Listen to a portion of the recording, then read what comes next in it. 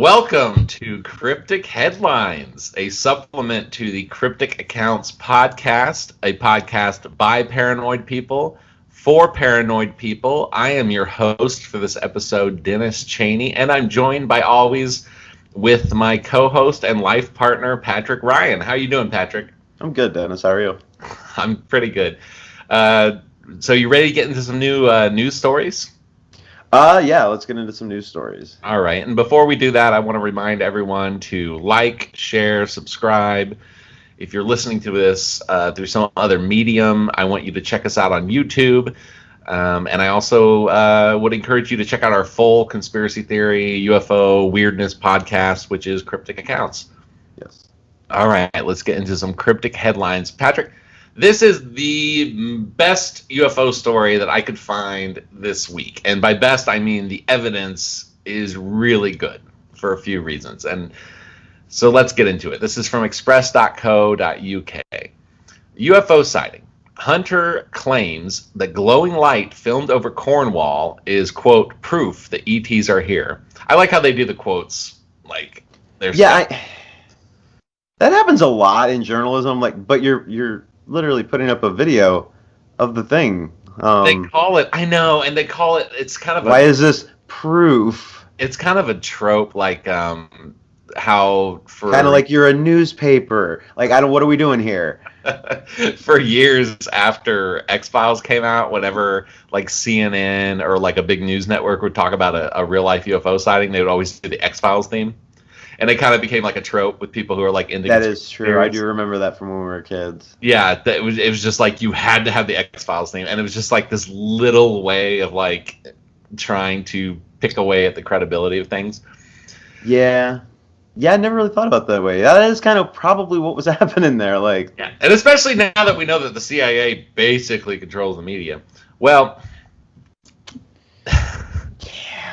The UFO... And the further we get into the podcast, the more we're realizing that. Crazy people.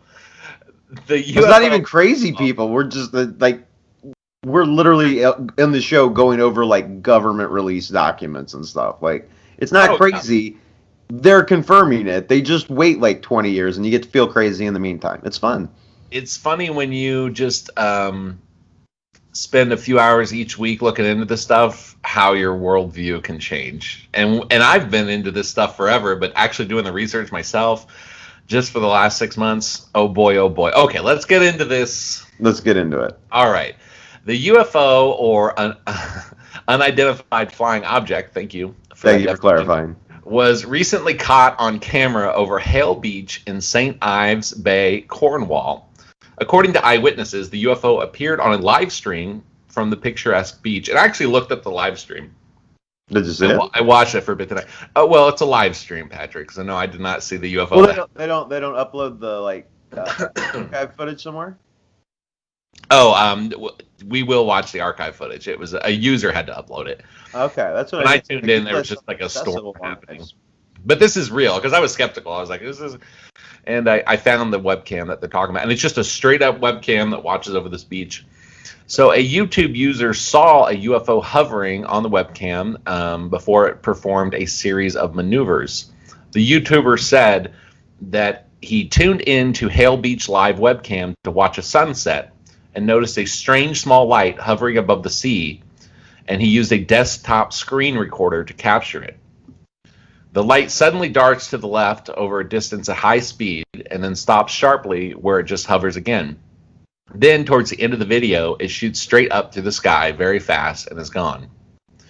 The video has been seen and reviewed by Scott Warren, a popular conspiracy theorist and self-appointed UFO researcher, and he, of course, runs the UFO Sightings Daily, which is a great site that people should visit.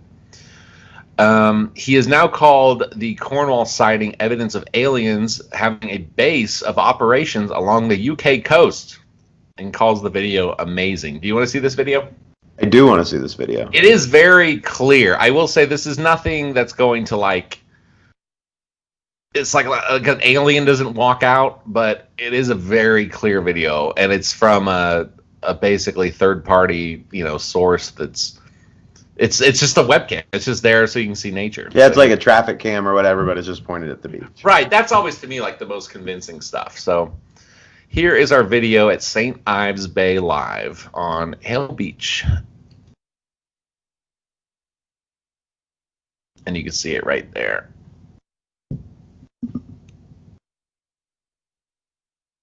Okay, just kind of a...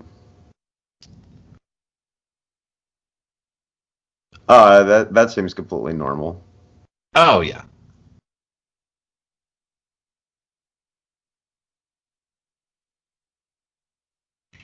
They always seem like they're being controlled like in a video game. They don't they don't move like stuff we build moves. They have this like kind of Mario sliding thing that's going on where they just kind of skip along gravity or reality or whatever. Yeah. So it's just hovering now. Yeah. So at this point you just have a thing that's from the right that went left and it is very bright too. It is, and it's saucer shape if you watch it. Oh, there it goes. The trail behind it is also kind of weird. I think it's an artifact of the video, which proves that it's happening on the video. Yeah. It's not the highest quality cam. I went and checked it out earlier today. It's just, and you can see by looking at the beach and the sky that it's not the highest quality video, but that is not a helicopter. Well, no, are people like saying it's a helicopter? No, actually, nobody's actually come out with anything that they think that it actually is. It just appears to be a UFO. I mean, I don't know what else you would call that. And then especially there at the side-by-side movement, all right. Like, yeah, you could argue that's some sort of normal craft, but for it to take off straight up like that? Well, if you just saw, like, if they started the video here, you'd be like, okay, it's like a firework or a rocket or something. Yeah. A thing that does, basically, this, and then does that at the speeds that it's got. I mean, that's a big distance. And this is, I'm assuming from what we can tell, in real time. Like, this isn't sped up or slowed down. No, this is a person just straight up recording their screen the way we are right now. And I guess, now that I'm looking around at the rest of it, because I was so fixated on that, the water seems to be moving pretty normally.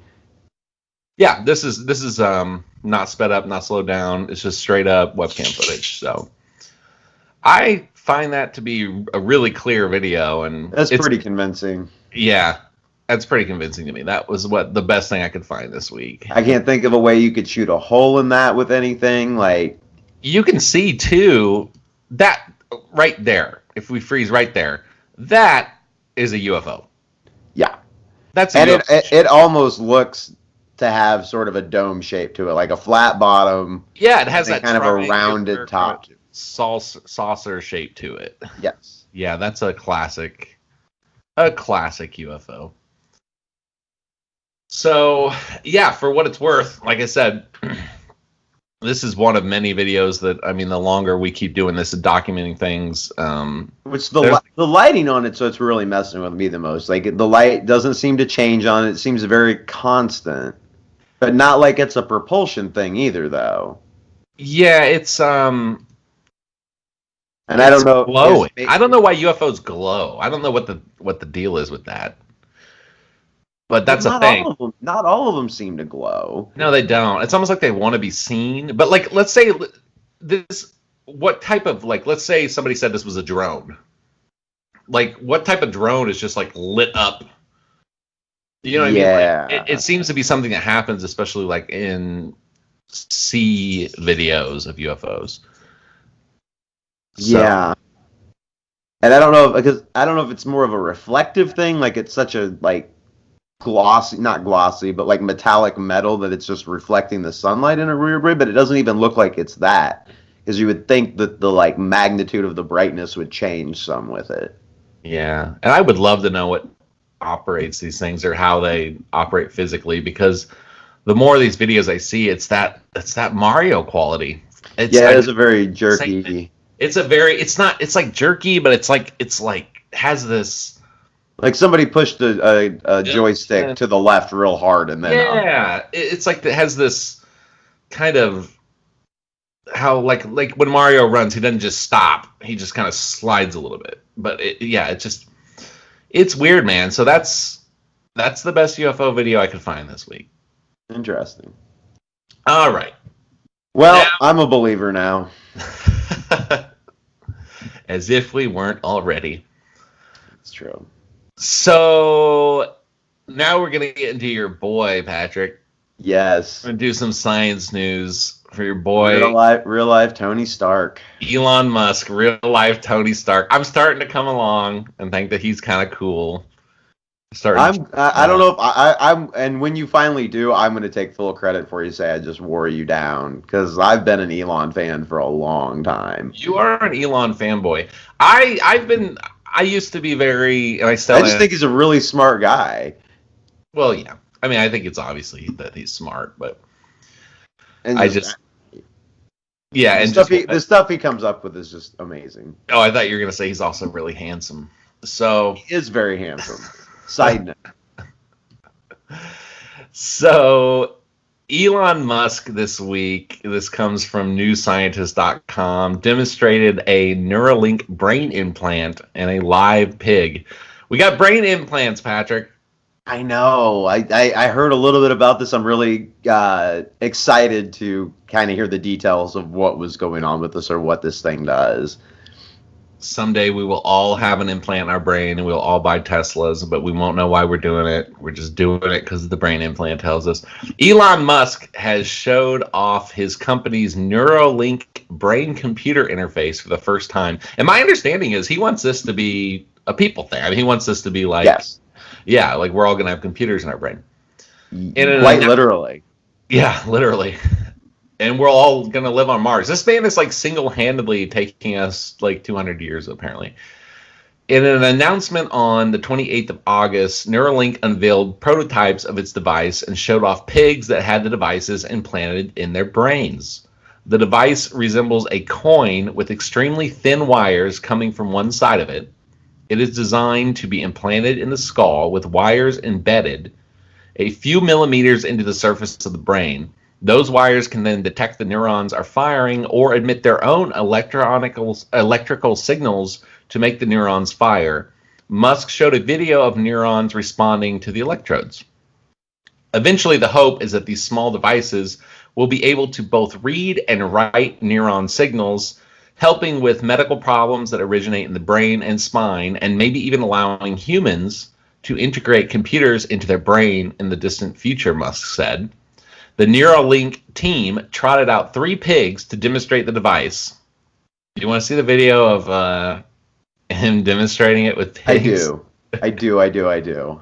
Okay. I'll just finish up this article real fast. During the announcement, members of the team expressed their long-term hopes for the device, ranging from restoring vision for people with eye injuries and limiting pain to recording memories and telepathy. Oh boy, this is a future I don't think I'm prepared for. Some of these goals are more realistic than others, said Data Shudhuri. For example, Musk spoke about bypassing spinal injuries to restore movement for people who are paralyzed, which he said will be the focus of the company's first clinical trials in humans. That would be amazing. That would be amazing. We're basically in the future. Devices similar to Neuralink have achieved this, so it isn't outlandish to expect Neuralink to do the same. On the other hand, a feat like reading a memory or thought would require a detailed understanding of the brain that we simply don't have yet. But hey, you got to start somewhere. Yeah, but once you start hooking computers up to the brain directly, I feel like we're going to be able to start doing some of that diagnostics a lot more credibly and accurately, and having something in there is going to be able to catch things that maybe we're not able to see under other conditions because they're happening so fast. I agree. I also, if you think about brain science, most brain studies, you bring someone in a lab and then you test their brain for a little bit. And that's the end of the study, right? So like this would be a way to, theoretically, if people volunteered, you could amass more brain scans in like a couple months than we have throughout all of human history. Yeah. And you'd see them all throughout daily life and whatnot. There's a lot that scares me about this too, but there are a lot of positive possibilities with this. Oh, yeah. But I don't know if we're going to see it in the video. Are we going to see like an image? Or does it show in the video what it actually looks like and how they're planning on doing this? Well, you'll see. I chose because if not, I want to talk about that, and I can't talk about that. So let me see this video. This doctor, though, hold on. I do want to say this doctor, though, that they interviewed did say that the challenging part that they pulled off is that the animal is happy looking and walking around and acting normal, and that the data is being relayed wirelessly. Other people that might have done something similar usually have the animal on an operating table or under anesthesia with wires coming from its brain. And while it's impressive, says Dr. Chaudhuri, it is still not quite enough to prove the devices are safe. Musk said the implantation can be done with relatively little bleeding to the brain. You sort of think if you stab something with a wire, surely it will bleed, but actually, at a really small scale, it does not. But they downplayed the potential dangers to the brain, but the damage is sometimes not easily observable in humans, let alone pigs. For instance, you don't know if the pig now has a slur or if the other pigs aren't really socializing with it because it's acting weird. So there's already skeptics. He's saying, and as there should be. I mean, those are, I honestly hadn't really thought about either one of those things with the pig example. And yeah, I guess you wouldn't. Honestly, man, unless this thing helps me walk again, I don't want a computer in my brain. All right, let's watch this video. Okay, show me the video. All right, here we go. Here's your amazing Neuralink. It's a high energy pig. All right, Gertrude, thanks for coming out. So what the beeps you're hearing are real-time signals from the Neuralink in Gertrude's head. So this Neuralink connects to neurons that are in her snout. So whenever she snuffles around and touches something with her snout, that sends out neural spikes, which are detected here. And so on the screen, you can see each of the spikes from the 1,024 electrodes. And then if she snuffles around, touches her snout on the ground, or you kind of feed her some food, pigs love food, then you can see the neurons will fire much more than when you're not touching the snout. And that's what's making the beeping sound. All right, cool. So as you can see... so that's what a pig snout sounds like. I was going to say, I expected a lot more out of that explanation than... We're going to make it sound like a 1992 Casio keyboard hitting the high notes. I couldn't wait to show as your cat runs back and forth on it. I mean, it's the cutting edge of technology, but... I realize there's more being read than that. I'm making fun of it, but I'm also like, he's basically explaining it to people that aren't really going to understand what's really happening. Yeah.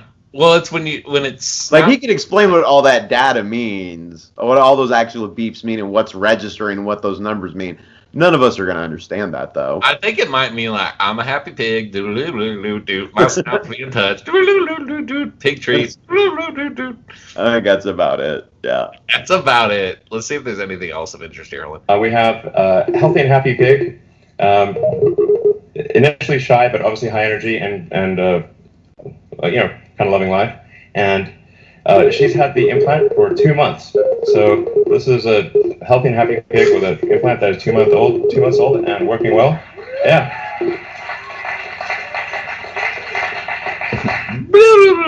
All right, so that's... So, okay. How they're wanting you to do this, though, is he's basically... Oh, and you can see it actually in the background here in this video that you got. So that white thing above the guy in the back here, in the background, right there. That's actually a robot or a prototype for like an AI robot that will actually do the installation. The thing's about this big around, so it's probably about the size of a quarter. Yeah.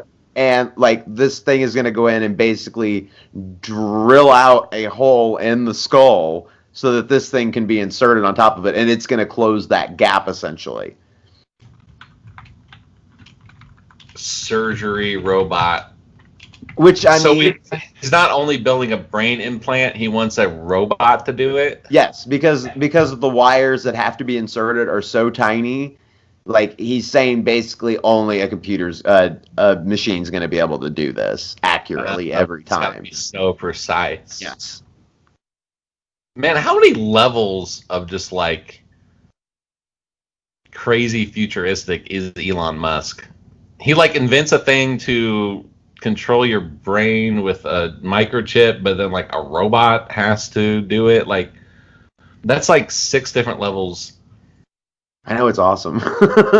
Yeah, it kind of is pretty cool. I But will yeah, not. there you go. No There's a way. No, that's not gonna happen. That's what we needed to see. I was waiting for you to pull up that. That's what it's going to look like. You're going to have a hole basically in the top towards probably the back of your skull. I don't like this at all. And I don't know. I mean, I'm sure it's sealed really well. But man, that just seems like one very vulnerable spot now on your head. He says in a lot of ways it's kind of like a Fitbit in your skull with tiny wires, Musk said. Yeah, he did that little bit that that we just watched is actually, he did like an hour long kind of like talk about it. Oh, I know. I just thought that was the funniest part. So no, I agree. No, yeah. I just meant when he showed all this stuff and was talking about, yeah, that's basically what he wants to do.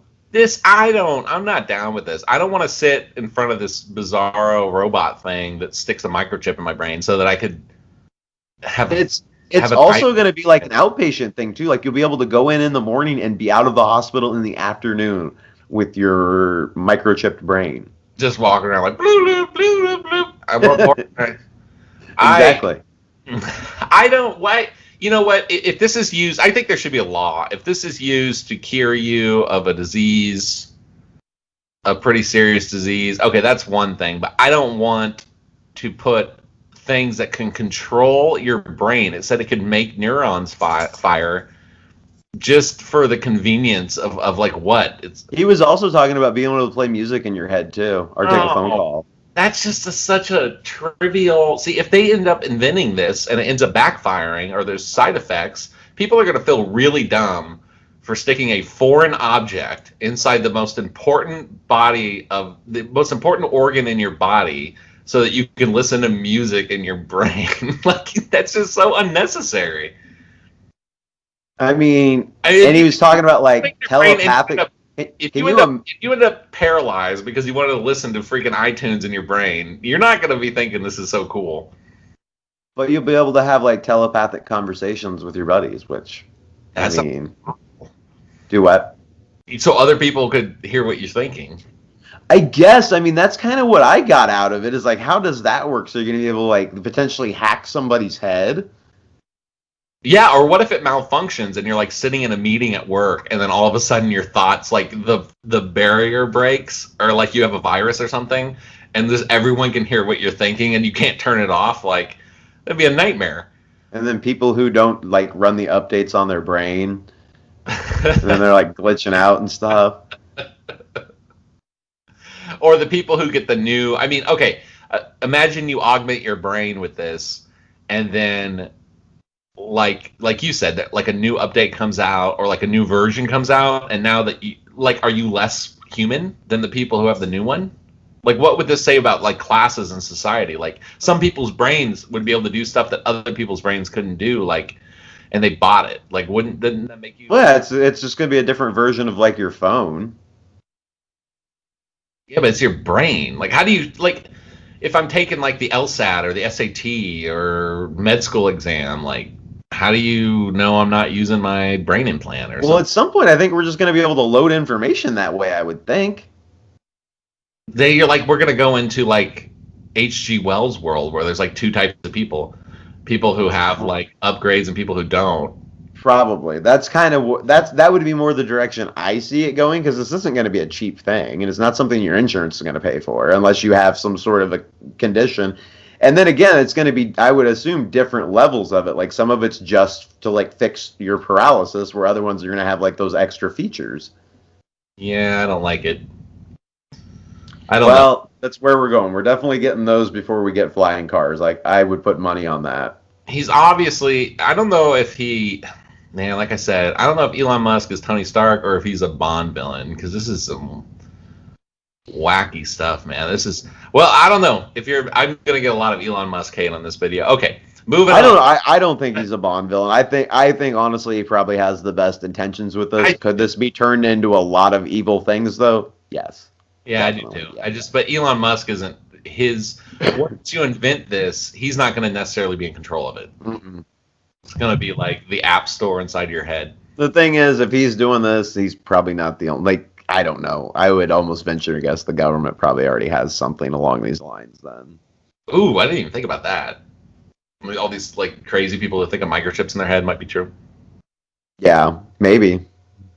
This is my favorite. And we'll do this as a very short aside. This is my favorite new technology of the last week.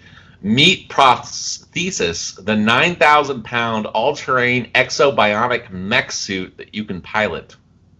Oh, wow. What? This is from ZeroHedge.com. Massive hulking exoskeletons or mech suits are usually the type of thing you'd encounter in a science fiction movie, whether it's the low-budget classic Robot Jocks or the American blockbuster Pacific Rim. However, engineering firm Furion Exobionics has unleashed a colossal four-legged, 9,000-pound powered exoskeleton dubbed Prosthesis. And anyone interested will be able to take up the controls and pilot the beast. That's the coolest thing I find about this. The company recently launched a wildly popular Kickstarter campaign laying out its mission, which is to start a global racing league that would pit multiple world-class athletes in head-to-head competitions through complex technical obstacle courses wearing giant powered mech suits. And while the vision may seem larger than life, the mech racing research and development team are confident that they can unleash this new class of large-scale exobionic technology and use it to power its global mech racing league. Backers of the campaign will be eligible to receive a one-on-one mech pilot training or kickback and watch the mechs kick each other's butts at live events. This is the weirdest technology that's getting grown to do the weirdest niche thing ever, I think. I know, man. In a video... We're going to make giant robots. Cool. Okay, so like for like war and stuff, nah, man, we're going to race them things. We got to get athletes. Which I'm confused about the athlete. Is that like, because that one looks like a spider that we just saw. So I'm assuming it's going to be more like the Gundam style, like bipedal, like, you know, legs, two arms that a person could be on. Otherwise, why do you need an athlete to do that? Well, because, okay, so Prosthesis has no joysticks, no steering wheel, no foot pedals. It's 100% limb for limb pilot control. What? Like you have to move your arms and your legs? It has it has no automation, no gyroscopes, no ability to walk or balance by itself. It relies entirely on the pilot inside for its movement. Your arm and leg movements are amplified to control its four giant steel legs, move for move, and that's what makes it a sport. You know what? In any other year, I'd have told you this was crazy. This sounds like this sounds like a 2020 sport. I don't know why I feel that way, but that's exactly how I feel. I know nobody's watching the other sports. Do you want to see a video of this thing? I of course I want to see a video. I know. I feel like I have to say, okay, let's see.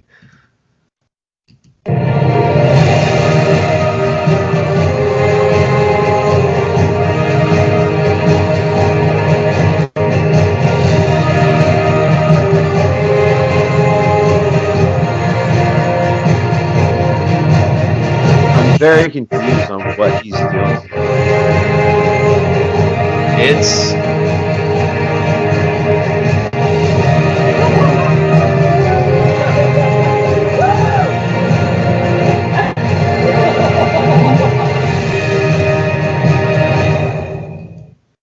It's nuts, man. Okay, so you're like kind of moving your arm.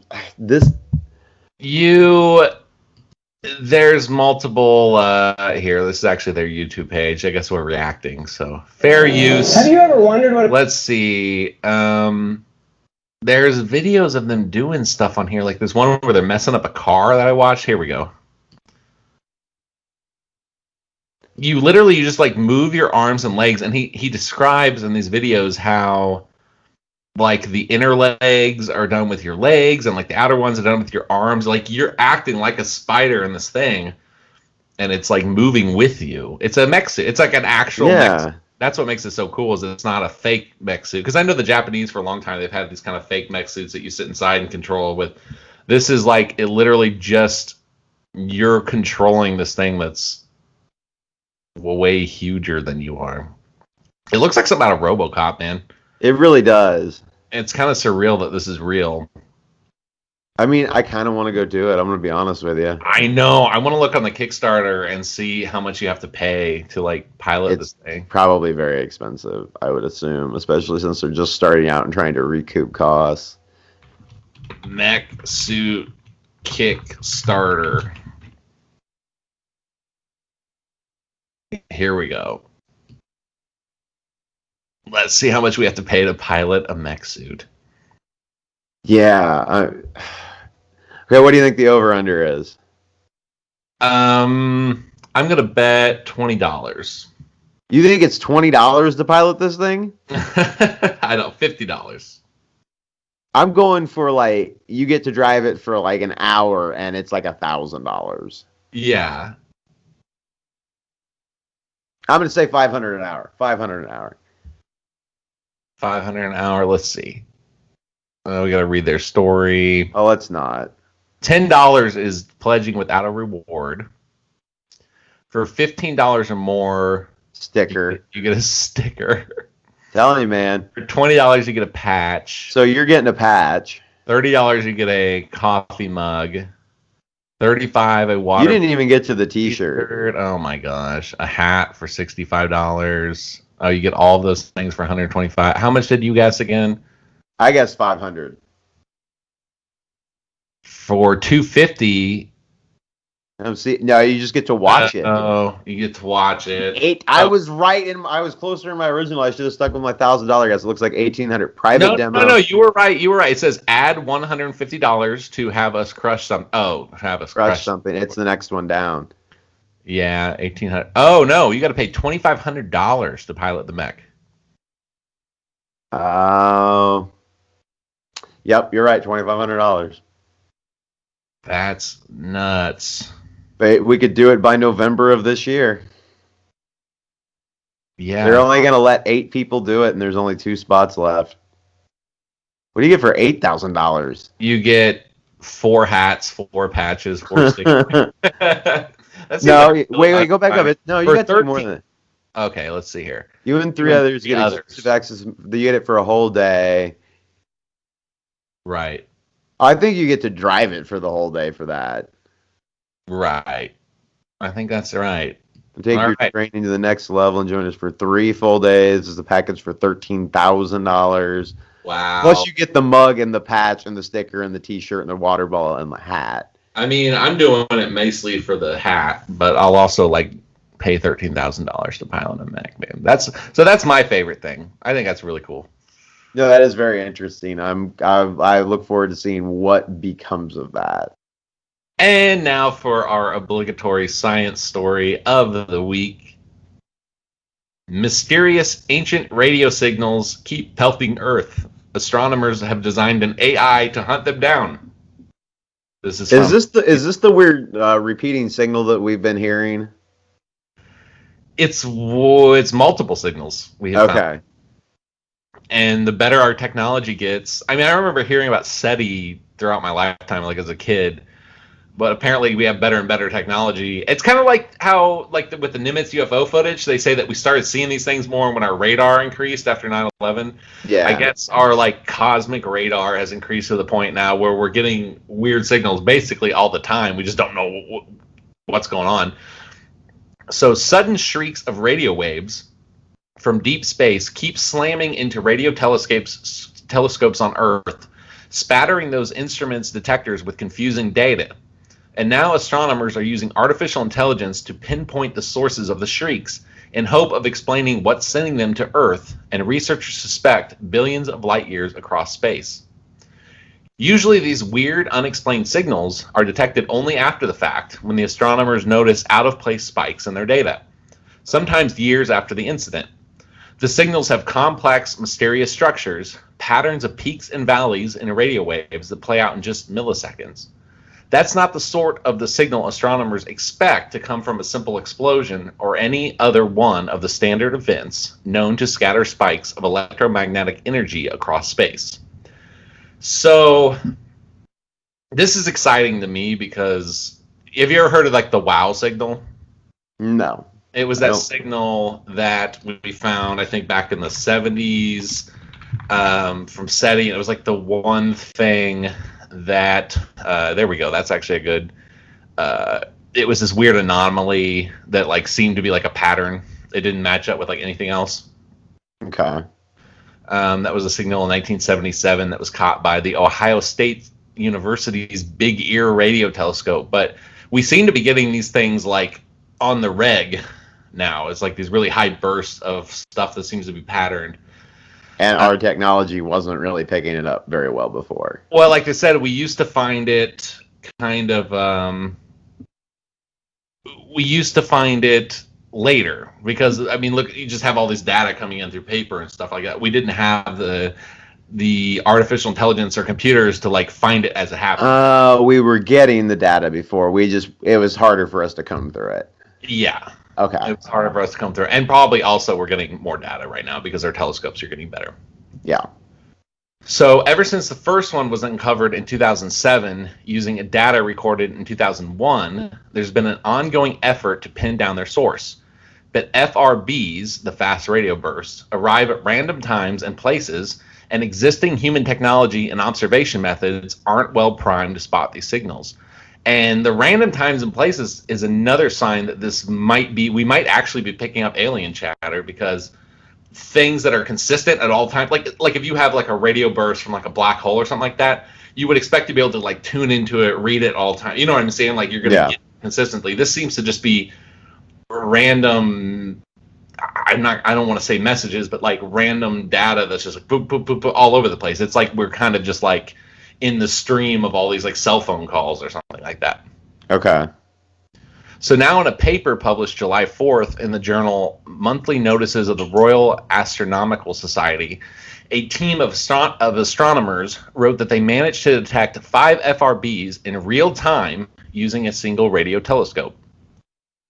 Wal Farha, a doctoral student at Swinburne University of Technology in Melbourne, Australia, developed a machine learning system that recognized the signatures of FRBs as they arrived at the University of Signal's Radio Observatory near Canberra. As Live Science has previously reported, many scientific instruments, including radio telescopes, produce more data per second than they can reasonably store.